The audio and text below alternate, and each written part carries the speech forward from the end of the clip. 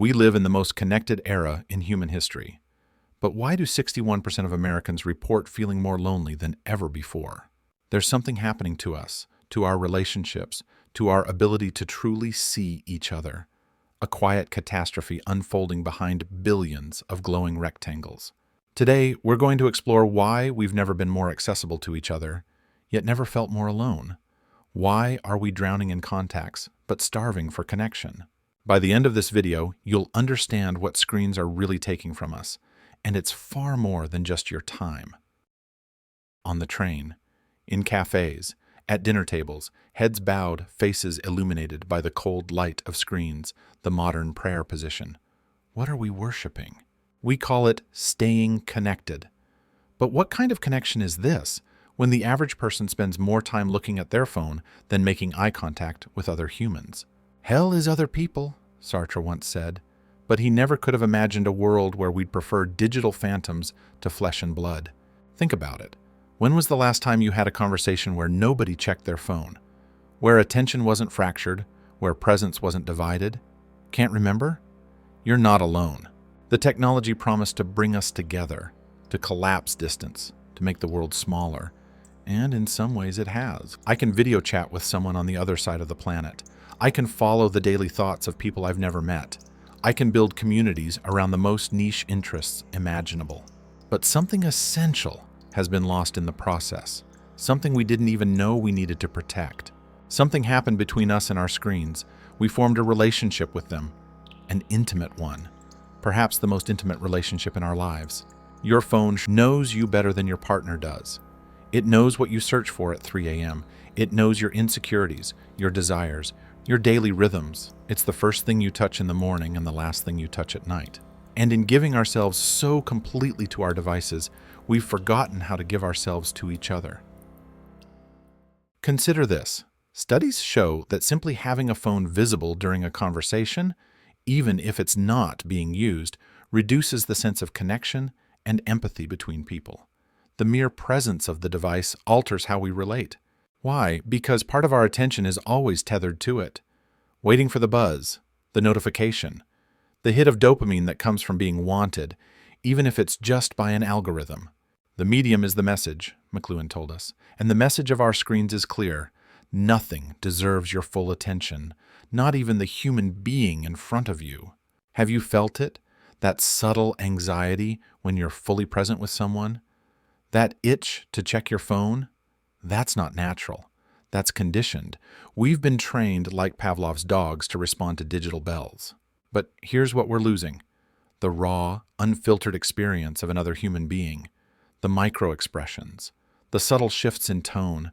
The shared silence that communicates more than words ever could. We're losing the ability to be uncomfortable together. To sit in the messy, awkward reality of human connection without an escape hatch. Because real intimacy isn't smooth, it isn't curated, it can't be edited or filtered. Real intimacy happens in the gaps between words, in the vulnerable spaces we create together. Our screens don't just distract us from each other, they're actually rewiring how we experience intimacy itself. Think about it. Online, we've reduced human connection to its most frictionless form. We can connect without risk, without vulnerability, without skin in the game. We can like instead of love. We can comment instead of converse. We can follow instead of accompany. And when real relationships get difficult, as all meaningful relationships inevitably do, we retreat to the comfort of our screens, where connection comes without commitment, where we can be seen without being known. The philosopher Byung-Chul Han called this the transparency society, a world where everything is visible but nothing is truly seen, where we confuse exposure for intimacy. Is it any wonder depression rates have skyrocketed alongside smartphone adoption? That despite our hundreds or thousands of friends, many of us have never felt more profoundly isolated. The most insidious part, this isn't some accident, this is by design. The attention economy thrives on keeping you engaged with screens rather than people. Every minute you spend in genuine human connection is a minute you're not generating data, viewing ads, or feeding the algorithm. Your loneliness is profitable. Your isolation is a growth industry. But wait, aren't we more authentic online now? Don't we share our real lives on social media? Please, we share what we want to be seen. We curate exhibitions of our existence, not the existence itself. We post the beautiful meal, not the argument that preceded it. The vacation photo, not the credit card debt that funded it. Even our vulnerability has become performance. Manufactured intimacy designed to generate engagement rather than connection. And it's changing how we see ourselves. We're becoming brands rather than people. Thinking in terms of presentation rather than presence. I share, therefore I am, Descartes for the digital age. But real intimacy can't exist without risk, without the possibility of rejection, misunderstanding, or conflict. These discomforts aren't obstacles to connection. They're the forge in which genuine intimacy is created. Our screens offer a counterfeit intimacy, all of the validation with none of the vulnerability, all of the visibility with none of the being truly seen. Is it any surprise that sexual intimacy is declining too, that younger generations are having less sex than their predecessors? When you can get the dopamine hit of connection without the messiness of bodies, without the awkwardness of desire, why bother with the real thing? Pornography offers sex without rejection. Dating apps offer romance without risk. Social media offers friendship without obligation. Each promises the reward without the work, the destination without the journey, the high without the vulnerability hangover, and we wonder why we feel empty. The opposite of addiction isn't sobriety, Johann Hari tells us, it's connection. But what happens when the tools we use to connect become their own form of addiction? We're caught in a vicious cycle. We feel isolated, so we reach for our phones. Our phones make us feel more isolated, so we reach for them more frequently. Wash, rinse, repeat. The average American checks their phone 344 times per day, once every 4 minutes. Tell me that's not addiction with a straight face. So what do? Smash our phones? Return to some pre-digital Eden? That's not realistic, and it's not necessary. Technology isn't inherently destructive to intimacy. It's how we use it. It's the unconscious habits we've formed around it, the ways we've allowed it to mediate our relationships with others and with ourselves. We need a digital etiquette built around presence rather than absence, around attention rather than distraction. Radical idea, what if we treated human attention as sacred?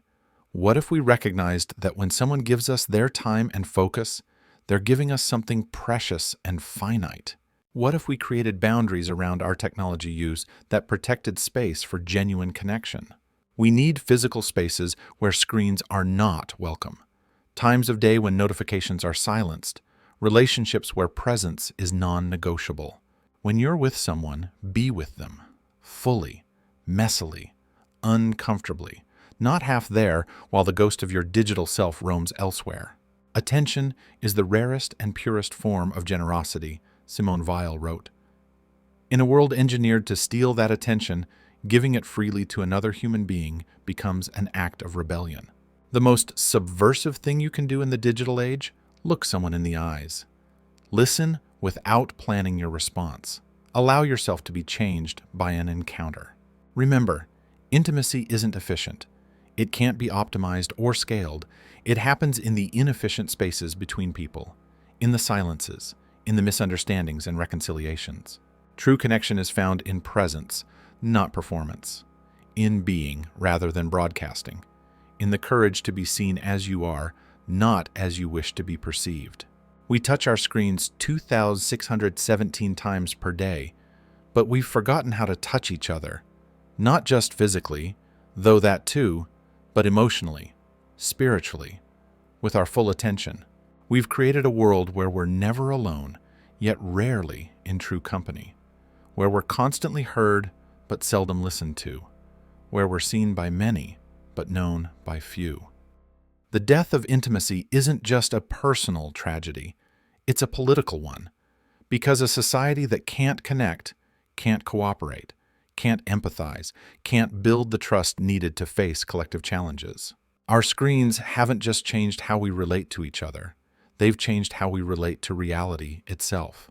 We now expect the world to function like our devices, frictionless, immediate, customized to our preferences. But the world isn't an app. People aren't content. Life isn't a feed you can scroll through. Real intimacy, with others, with ourselves, with the world, requires something our digital lives haven't prepared us for: patience, presence, the willingness to be bored, uncomfortable, and vulnerable. So put down your phone, not forever, but for moments that matter. Create sacred spaces for connection in your daily life. Remember what it feels like to give and receive undivided attention. Because we don't just touch screens, we touch lives, we touch hearts, we touch the future through our connections today. The most revolutionary act in a distracted world is to be present. The greatest gift in an age of absence is your presence. We touch but don't feel. We connect but don't relate. We communicate but don't commune. It's time to remember what we've forgotten. It's time to reclaim intimacy from the jaws of technology. Are you ready to truly connect again?